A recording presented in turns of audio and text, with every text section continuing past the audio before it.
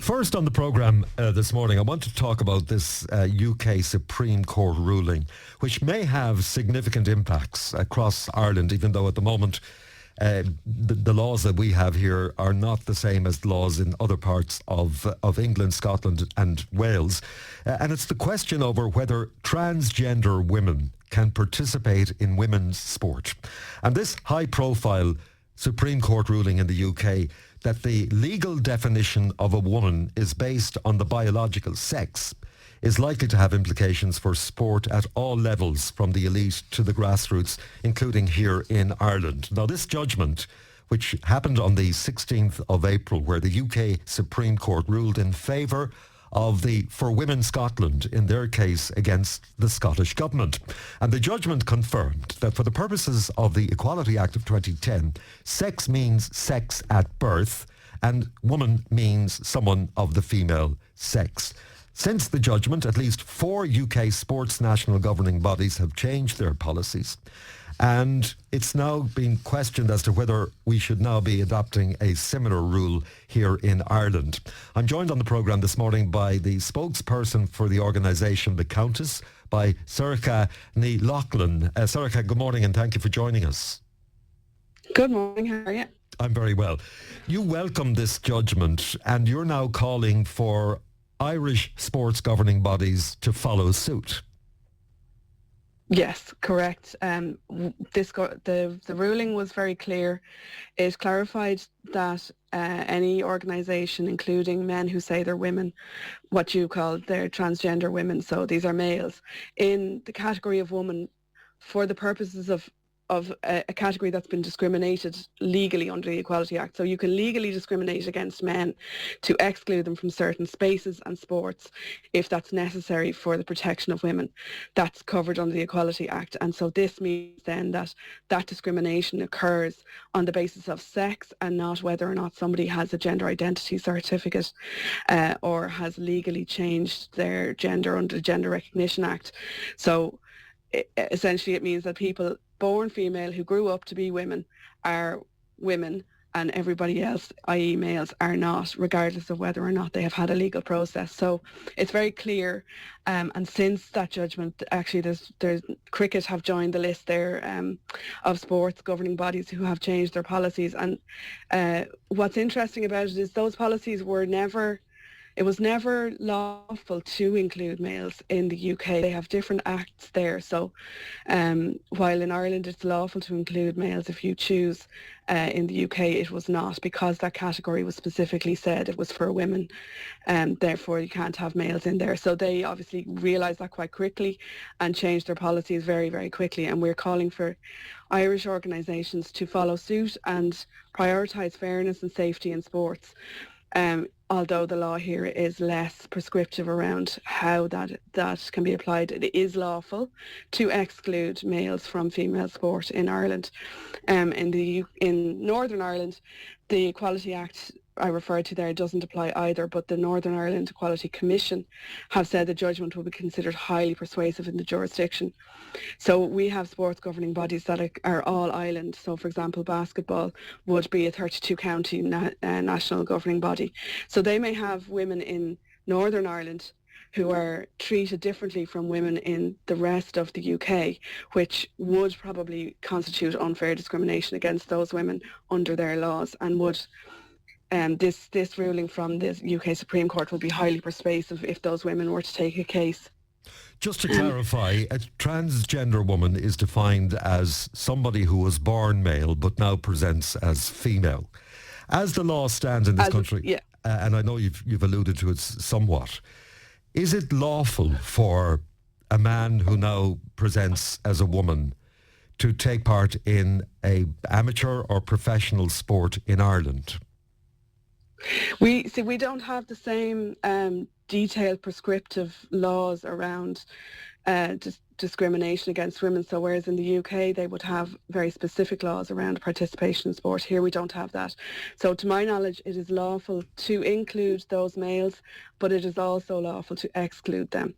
Now there was, when the Gender Recognition Act was coming into force, or was being, I hesitate say debated because actually a lot of it was done behind closed doors. The initial model was a medical model, and included in the heads of bills in that was a paragraph about sport that would have made very clear that sports could discriminate against those males and keep them out of women's sport. And that was removed at the last minute. Aon O'Riordan said it was strange and bizarre that you would include such a thing. However, there's nothing in our laws that says that you must include any male with a G or C, and certainly there's absolutely nothing to say that somebody without that gender recognition certificate should ever be included in female sport. The reason the sport category exists is because of discrimination is necessary. So we think of discrimination as something that's bad, but discrimination is necessary to allow full participation of women and girls in everyday life. We need that discrimination. We need to keep men out of our sports, out of our changing rooms. That is all lawful discrimination. However, we don't have something that says it's unlawful to include men in those areas. So we're a little bit less clear here. Now, I would say the LGFA has a particular problem because they actually have clubs in England and Scotland. So those women in those clubs are explicitly protected under UK equality law. Yeah. Do we have any? Sorry for cutting over you, but just Sorcha, the question of do we have any stats available in Ireland as to the number of transgender women that are participating in women's sports? Well, we know that there are at least 3 playing ladies Gaelic football. We've had reports from golf. We've had reports from school sport. I don't want to say the sport because obviously they're underage. The problem is not one of quantity. The problem is one of fairness. One man in a women's sport affects all of the women he comes into contact with. So on his team, or on the opposing teams, or in his race, or in any race. So what we're calling for is before this gets to the stage where, for example, in Australia you had 5 males on a women's soccer team, let's just ring fence this category. Let's just admit and agree that women need women's sport and males need to play somewhere else. So I get why you're asking the question, because we hear that a lot, that, oh, it's not that many or whatever, but actually 1 is too many. This is women's sport, is women's sport for a reason. We wouldn't say, oh, let's let one 2-legged person into a 1-legged race. It's about your body. It's not about how you feel. It's about the fairness and the reason why the category exists in the first place. Yeah.